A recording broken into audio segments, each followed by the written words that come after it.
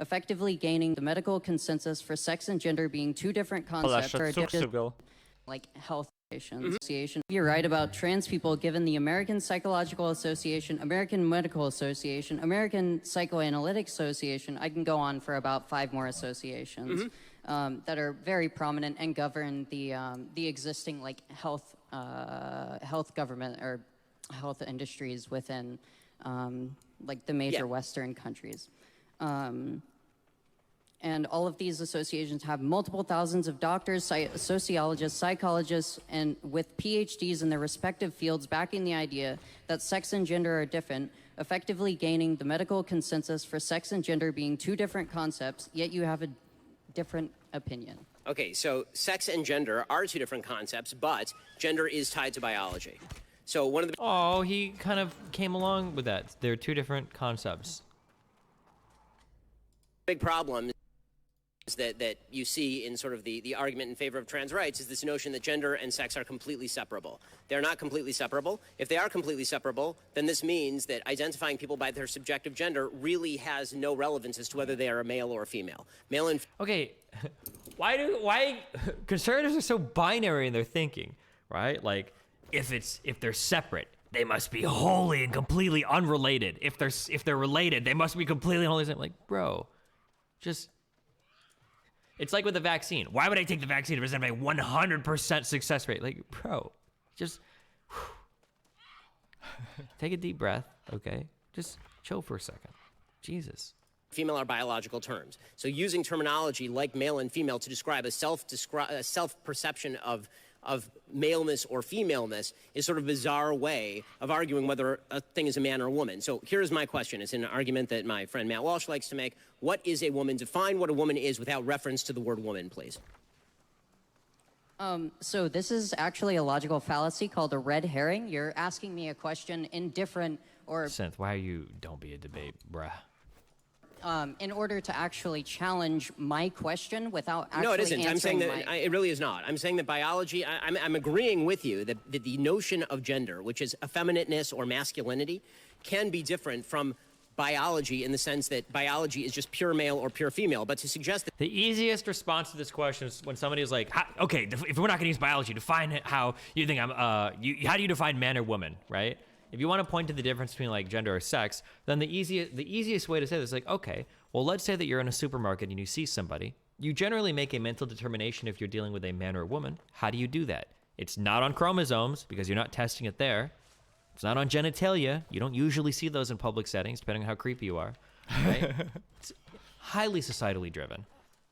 That there is such a thing as an effeminate male is not to suggest that an effeminate male is now a woman. Transgenderism makes the argument that if you believe that you are a woman, you are therefore a woman. Or if you believe that you are a man, you are therefore a man. I disagree with this. There are objective measures as to whether you're a man or a woman. There are objective measures as to whether you're male or female. There's certainly a spectrum when with regard to effeminateness versus masculinity. We're also using something, there are objective measures to which you are on something, sure, but like the objective measures could still be subjectively preferred. Let me explain to this, okay? Or let me say this, okay? So if I point to a wind ensemble versus an orchestra, okay, it is objectively true that in a wind ensemble, there are no string instruments. It is objectively true that in an orchestra, there are, wait, what did I say? Did I say string instruments or wind instruments? I'm sorry. I don't remember what I just said. In a wind ensemble, there are no string instruments. That is true. And in an orchestra, there are string instruments. That is true, right? Now, both of these things are objectively true, that you have string instruments in an orchestra and not in a wind ensemble. However, it's subjective that we prefer there to be string instruments in an orchestra versus a wind ensemble. We could have wind ensembles and say wind ensembles have string instruments, orchestras don't, right? That's so using objective here is a bit of a I don't want to say a bit of a red herring, but it doesn't really convey what you think it conveys, you know? That's certainly true, but that does not change the underlying sexual dichotomy that is the basis for all human reproduction. Yeah, you can answer. Right, so this dichotomy... That makes literally no sense. Okay. I don't know how that didn't make sense. We'll try it with another analogy, okay? I could say that a table has 4 legs and has like a certain appearance, you could set things on it, and a chair has some number of legs and you can sit on it, right? Now we could say that like it is objectively true that a table has some shelf that you can put things on. It is objectively true that a chair is able to be sat upon. While those things are true, the choice of whether or not we define those things as having a shelf or being like sit uponable, those are subjective. You could argue like normative choices. That's a subjective choice. So there might be like objectivity in what we choose. But that comes after we make I'm trying to think of another way to say normative preference. That comes after we make the subjective choice of how to box things. Does that make sense? Is this really that confusing, or am I not? Do I need to draw pictures? Destiny, we need to focus on ambiguous genitalia. No, we don't. So you think someone should be mutilated at birth to become a boy or girl? Transgender comes later for those confused afterwards. No, I don't necessarily think that's the case at all. Making decisions about what intersex people's sexual identity should be at birth, I think, is a really big problem that intersex people face. Destiny, to your supermarket example, wouldn't you identify a woman by her looks, and wouldn't that just go back to biology? You could do it by looks, but one, this is an imperfect measure, and two, many aspects of looks are social and not necessarily biological. So for instance, women tend to have long hair, men tend to have short hair. There's no biological foundation for that. It just is the case that in society, that's the way that we kind of do it. Women tend to shave their skin more than men. They tend to shave their legs, etc. There's not like a biological foundation for women having smooth legs. That's like a social decision. The types of clothing that we wear, the types of jewelry that we wear, these things. Now, there might be some, like, we can make some biological appeals to, like, you know, structures of the face or, you know, things like boobs or booty, fat distribution of the body. These are going to be imperfect proxies for sex. Because you have effeminate looking men, you've got masculine looking women, et cetera, et cetera. I'm just saying, like, we can clearly see there's a distinction, but the way that we evaluate whether someone is male or female isn't done in the way that conservatives will claim, oh, well, it's by genitalia. Kaip mes atpažįstam rimtai, kai išeinam? Bet 99% tiktais pagal išvaizdą, ne? Nebent mes pradedam, kalbėti su žmogum, tada dar balsą išgirsti, bet realiai, 99% atveju mes nusprendžiame tik pagal išvaizdą.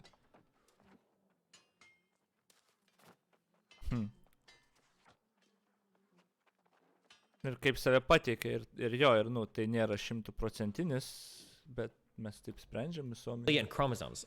We make this, like, most people don't ever see their chromosomes under a microscope.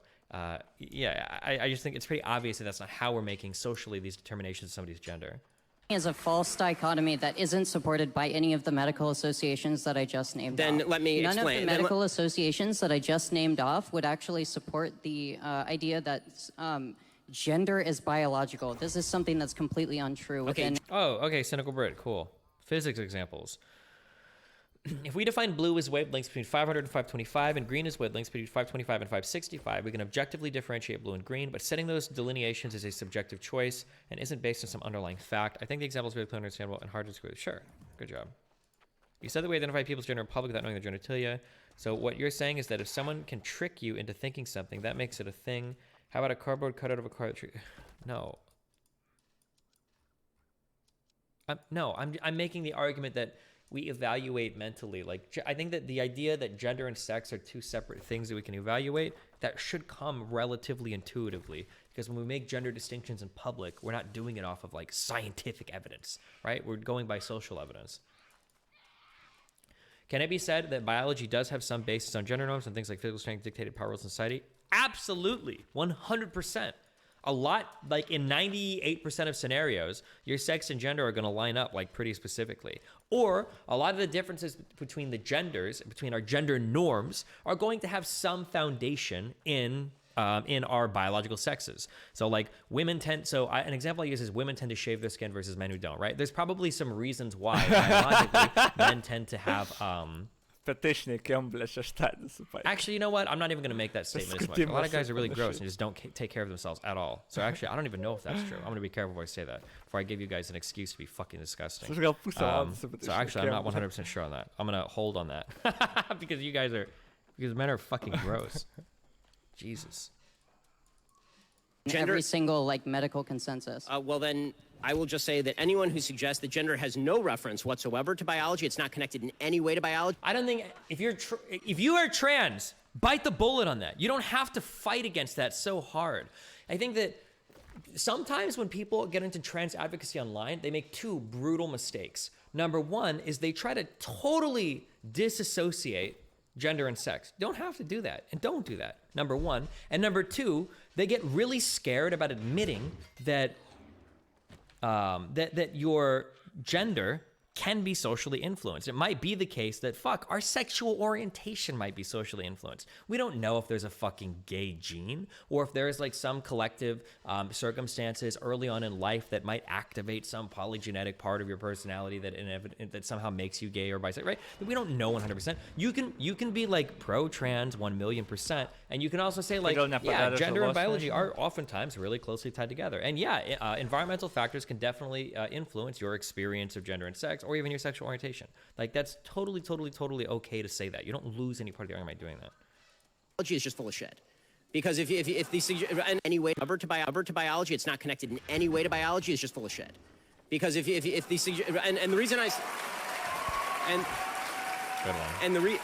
and the reason that I say then you actually just disagree with medical consensus within the Western nations. Yes, I disagree with the false medical consensus driven by politically driven quote-unquote doctors. If any doctor denies to me that there is a dichotomy between male and female. And then you have to be careful, because this is going to be how conservatives will railroad you. And the problem is that like you can't cite medical experts to say like, oh, these things are totally different, because like everybody in the room knows that's not true. Every single person is like 95% of the time, if I see a man, I know they're a man. If I see a woman, I know they're a woman, right? Like, people will say stuff like that. And that's their lived experience. So I think it's okay to come a little bit to the center and be like, or not even come to the center. You're not compromising your position at all. Just be like, yeah, of course, gender and sex are definitely linked. Absolutely. Even in the case of trans people, gender and sex can theoretically be linked in different ways, right? Like, of course.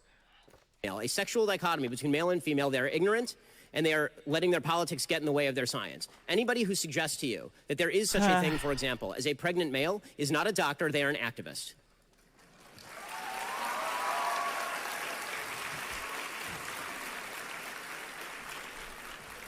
I'm very glad that none of these opinions are actually accepted in academia and haven't been for over 70 years. Sent this here on Twitter. Okay, so the notion that they haven't been accepted for over 70 years is a bizarre one, considering they were accepted until about 5 minutes ago. And the basic idea that male and female do not exist runs counter to all mammalian biology, all of it, not just human. Are we to suggest that gender and sex are different in walruses? How does this work exactly?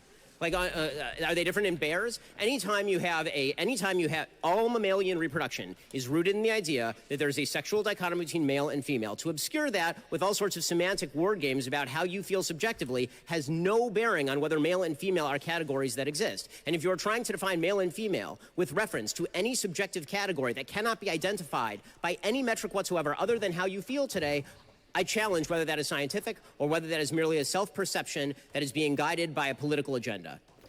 Something else that I think would help too, and I know that a lot of people have trouble. Problema yra ta, kad kai visas tos translyčių temas prasideda, jie pradeda ginčyti, dažniausiai tokie, toli nuėję į vieną pusę, jie pradeda ginčyti tokius dalykus, kur tu, realiai negali net logiškai ginčyti. Ir baigęs taip, kad, nei jie tų teisių gauna, nei dar kažką, nei juos pripažįsta. Nes, I don't know, gal reiktų nustoti dėl visko ginčytis, kad vyrai negali būti niešti ten ir panašiai, what the fuck, na. Jeigu apie tokius dalykus nesiginčytų, gal daugiau žmonių tada jų pusėje būtų. Nes dabar sunku yra palaikyti kažką, ar jų įstatymus, ar kažką, kai, tokius absurdus jie ten ginčia. With this, even religious people, which Benji Piero is people do not understand the vast amount of normativity that has to take place before you ever have a scientific discussion. So just to be clear, I don't know how much I want to get into this conversation. Okay, male and female, those concepts aren't found anywhere in the natural world. If you're a biologist, you don't look under a microscope and you see oh, it says male here and female, right? We have normative decisions that we make. Meaning there are these subjective value statements that we make as humans where we're okay, we have a general collection of traits here, we're going to box that this way. We have a general collection of traits here, we box this way. And we do this because it provides some utility to us, right? Now, it seems to be the case that across the vast majority of the world, we have a male box and a female box. And we can generally line them up with these traits, right? But it's important to remember that before that is happening, you've already made like this kind of normative decision. You've already made a value statement saying this is how we're going to group things up. These aren't necessarily like objective facts of the world, but yeah, I don't know. That's like a whole other conversation on.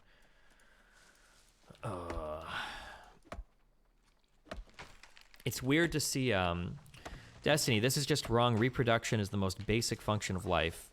First of all, that's probably not even true. I'm pretty sure it's like fucking metabolism or something is a more basic thing than reproduction. But whatever. This conversation is really hard to have with your chat. There's a term called scientism, where people think that like science can be this like self-sustaining, like provides all of its philosophical, epistemic, ethical norms or whatever, like internally, and then like power itself the way it can. A whole lot of other work happens before you ever even can begin science. There's a whole bunch of stuff that happens before you can even get to the scientific part. There's so much normativity that is like instantiated. There's so many value statements that have to be made before you can actually start doing science. It's not a system that gets itself up off the ground on its own. But that's like a whole other conversation. I don't feel like getting into right now. You mean the way we attribute concepts to things we observe, like the subjectivism that comes from the observer when he makes those decisions and all? I'm just trying to say that, like, when you talk about objective or subjective, we have like different layers of the conversation. Here's an example, okay? Now let's say that I define every single person that's above 180 centimeters is tall. Yes. Every single person I am that's tall. below 180 centimeters is short. Type fucking Let's say that midget. I make that definition. Now, let's say then that I measure somebody and I say, you are 195 centimeters, okay, tall. You are tall. Now, if somebody comes up to you and like, that person is objectively tall, that is true. But if somebody says tallness is objective, that's not true. Like, where we decide what is tall and what is short, that is a normative decision. That is a subjective, value-based decision that we've made prior to getting to doing the measurements and then seeing if those measurements comport with what we've prior said is tall or short. Does that... Čia, blėtis, labai gerą pavyzdį sugalvojo iš tikrųjų. Labai gerą pavyzdį. Kaip jis taip greitai sugalvojo? Jis turėjo apie tai būti mąstęs kažkada, ar gal kalbėjęs. Blėt, jeigu jis on the fly sugalvojo šitą pavyzdį, kad, šitai pozicijai paaiškinti. Jo, jis mėgina paaiškinti, tipo, mokslo objektyvumas. Ir kad reikia suprasti, kad, objektyvi tiesa, tai nėra, tai gali nereikšti tai, ką žmonės galvoja, kad reiškia, kad tarsi tai yra visatos konstanta. Ten mes turim keletą tų universalinių konstantų, šviesos greitis ar dar kažkas. Ir, mes... Ir tai, ar tikrai tai yra, tipo, ar tikrai tai objektyvi realybė, nes gali būti, kabliukų ten ir su tuo netgi. Man čia reikia dar vienos tiešės, nereikia. Bet jis labai gerą pavyzdį pasakė, kad gerai, jo, aš noriu dar apie jį pamastyti. Jeigu mes kažkada nusprendėm, kad aukštas žmogus yra virš 1,8 m ir dabar mes matuojam, mes galim pasakyti objektyviai, kad jis yra aukštas, bet kad aukštis tas pats nusprendimas mūsų, mes jį priėmėm. Tai dabar, mes tada negalim techniškai gal naudot, gal galim, bet nereiktų naudot objektyvus to žodžio, nes tai nebuvo objektyvus. Tai dabar, kalbant apie tos translyčių visas tas temas, tai čia taip ir susieja, kad jeigu tą temą mes kalbėsim apie objektyvus dalykus, kaip kad Šapiro nori šnekėti, kad visi tie dalykai buvo nuspręsti, berniukas, mergaitė, pagal ką tipo visuomenės gali būti nuspręsti ir tada neaišku jau, ar tai yra objektyvu ar ne. Bet čia tai patampa problema tik tada, kai mes pradedam kalbėti apie tos absurdus. Iki labai labai kraštutinių dalykų. 99% diskusijų iki tai niekad nedais, nes, jeigu kalbėsim tik apie medicininę pusę, tik apie biologinę pusę, ten bus gan objektyvus dalykai dauguma jų. Ir tipo ten jau nelabai galės ginčyti. Anyway, that makes sense. So if I say that 190 cm, if I say that 180 and up is tall and 179 and below is short, that's a subjective statement. But past that subjective norm, I can move on to the next step where I do science and I take measurements and I make it reproducible. Now I measure someone and they're like, oh, that person is 195 cm. Ah, well, that person is tall. Sure, They are tall, but that's only in relation to a norm that we instantiated that's not found somewhere naturally in the world. That's what I'm trying to say. So when it comes to like gender or sex or whatever, past these subjective norms we created, we can say like, well, a man is a man, a woman is a woman. Yeah, sure, that's true. But we can also back up and understand that some amount of normativity had to happen before we can even decide what man or woman is, right? Because tallness and shortness are not found in the universe. The same way that male and female are not found in the universe. It's all matter that we organize in our own ways as humans. If you don't believe me, take a whole bunch of mushrooms and you'll figure it out.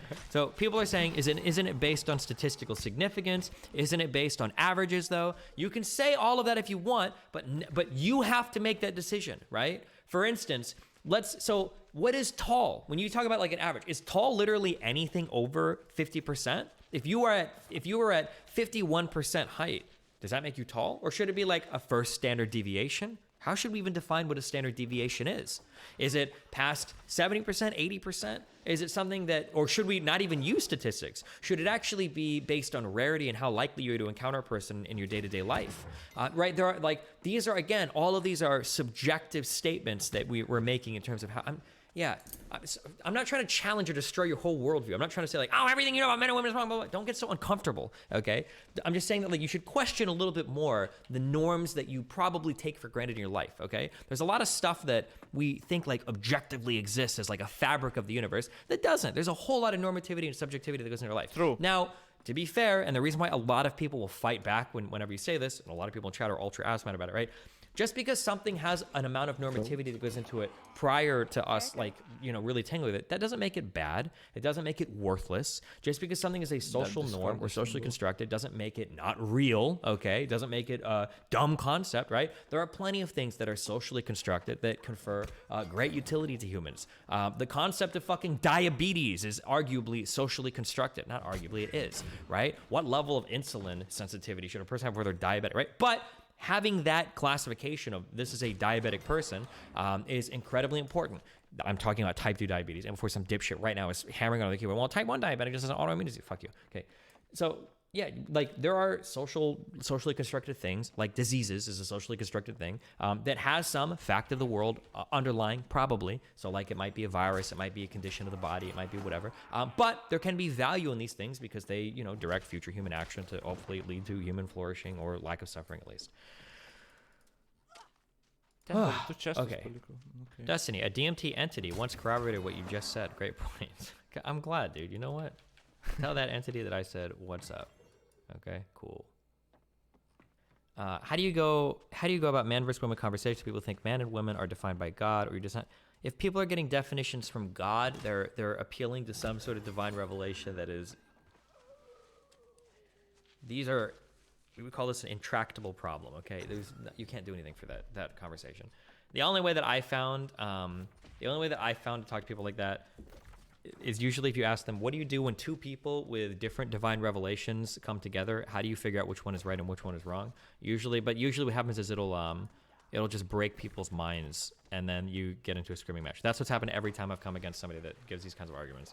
Tristan, here's my question. Tristan, I have just one question for you, okay? Let's say somebody comes up to you and they say murder is good, and then you say murder is bad. And then he says, well, how do you know murder is bad? And you go, because God told me. And then you ask him, why do you think murder is good? And he says, because God told me. How do you resolve that disagreement? This is the stupidest hypothetical. That's not an argument at all. Dude, can you do that again? That was really sure. Fun. I'll repeat the question to you. Two people try to resolve a moral quandary. Two people have a moral question, and they come to the answer. And they have two different answers for it, but they both say that they've received revelation through God. How do you resolve that disagreement and figure out who's right and who's wrong? This is the problem with grounding your meta-ethics with divine revelation, and it's why presuppositionalism sucks. It's ultimately circular at a foundation that is inaccessible to external parties. Do you understand? I could tell you that God has revealed anything to me, and I automatically win the argument. Do you understand the problem with that? Do you see why this is? That's not the idea. You're straw manning the argument. I'm not straw. Then can you tell me? Then answer the question. Two people that both believe in God have a different answer to a moral question. How do you figure out which one is right and which one is wrong? Truth isn't given to us simply intellectually. You try to intellectualize truth. You try to intellectualize morality, right? Morality is something that is metaphysical. It is something that is transcendental. We require something that is transcendental to ground objective truth and objective morality. Just so you know, when you're done with this ramble, I'm gonna ask you the same question. So go ahead and ramble as much as you want. Go ahead. Dude, this is ridiculous. So you're not actually letting me answer the questions. I'm letting you answer right now. Go answer. But I'm going to tell you, I'm going to ask the same question because you're not answering, because you don't have an answer to that. And this is the problem. Fundamentally, this is the problem with people like you that try to make... Oh, go ahead. No, go ahead. Again, you're just steamrolling. The debate was over 15 different times in this conversation. So I just want to draw everybody's attention to the fact that this is the final question where Tristan will be done. He's shut down now. This is where all presuppositionalists come. Because guess what, guys? Moral fact is unobservable. And when somebody tells you that they can know moral fact through an internal experience, and when by definition your internal experience is inaccessible, the content of your mind is inaccessible to any other party, then we can never verify those contents. So if two people have a disagreement over what they both perceive to be as divine revelation, that disagreement can never be resolved, which is why meta-ethics is a garbage fuck waste of time, especially with a presuppositionalist that thinks that God is giving them the fucking answers. There's been a number of terrorists and cult leaders and people that have raped and murdered and shot and whatever people who all say they got divine revelation from God, and every single one of them was just as right as the other person. So I will repeat the question once more to you, Tristan. How do two people that disagree on a moral question resolve their disagreement when both of them say that God directly revealed the answers to them? See again, you accuse me of rambling. I start to give you an answer. You immediately interrupt and go on a long, methy ramble while nodding your head around like you're freaking. This is the dodge that I told you guys about. He's not going to engage with this question because this is what shuts down the presup arguments. But now God was incarnate, and God was not a homosexual or a coomer. Let's do a physique check and take off your shirt, Destiny. Your physique is inferior to mine, therefore your argument is moot. Or Destiny, you're a stupid fat. Therefore, your argument Chill. Oh my, come on. We gotta keep it within TOS. The strict philosophical term sometimes given to these people, depending on how anal they get about their arguments, is presuppositionalism. And it's just an absolute fucking cancerous line of thought, and it's so stupid. And yeah. Presupposition. Čia kur tu turi... Ne.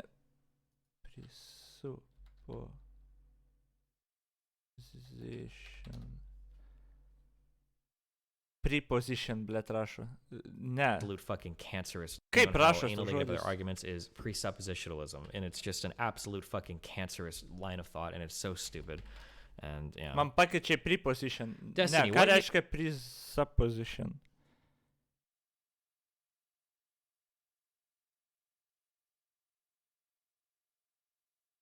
What? Kaip jis rašos?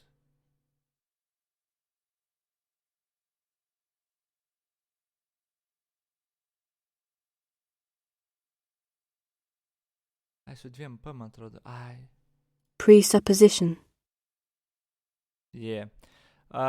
Thing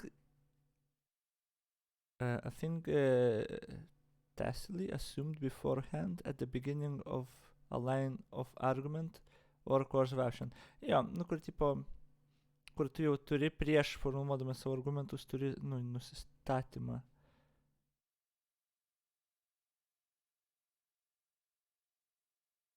Something that you assume to be true, jo, pradedi argumentą dėlioti, bet tu assumini, kad jis yra teisybė. Aha.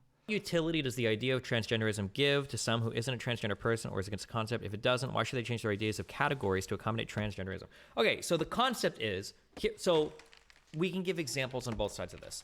Let's say that it is the case that if we slightly expand our concept of what is man and what is woman, then maybe people that have, maybe people that are born trans people, or maybe people that are trans people, I should say more carefully, people that are trans people, maybe it alleviates a great deal of suffering or mental anguish or whatever throughout their lives. And let's say that we don't really lose much by slightly expanding that definition, which I don't really think we do, except in some edge cases maybe like in Olympic events or athletic events, right?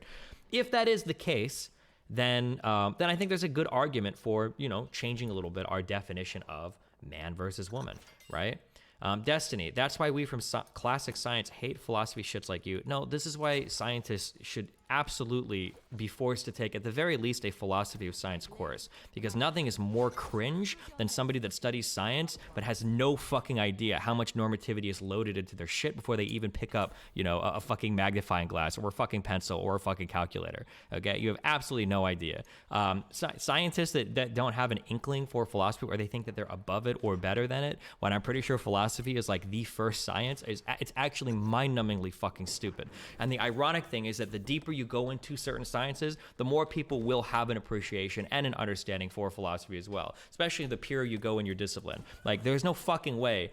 Well, I could be wrong, but I'd be surprised if you get into somebody that's very high on like the theoretical physics end, like pure physics, or somebody that is like a pure math major. Like, oftentimes I don't think these are the same people that are like, oh yeah, philosophy's so stupid. It's like, really, bro? Right? Like, these people seem to have a greater appreciation for it. I think the more applied your science gets, the more it's easy to kind of lose sight of like, oh yeah, there is a whole lot of normativity in here, you know? But yeah, the Bill Nye thing is the perfect example of how cringe. Although I don't know if Bill Nye is a scientist or not. He's just like an entertainment. But Okay, Lazarus. Destiny. If we didn't exist, male and female would still exist, whether they are named as such. Wrong. Well, Genesis. I guess we can debate on like universal categories, but I would say that categories don't exist. These are mind-dependent concepts. So, for instance, there are going to be underlying facts of the matter that I think exist, independent of human minds, but the grouping of those things as like collective entities, that doesn't exist. So for instance, if all of mankind were to disappear, like there would be a whole bunch of matter that exists in this area, you know, all the whatever that goes into this construction, all the materials here, but the concept of this unit as a building, I think that concept would disappear. Same thing, like the concept of male versus female, I don't think that's etched into the universe anywhere. That's just, these are like human concepts that we impose on the world to like organize it and make sense of it.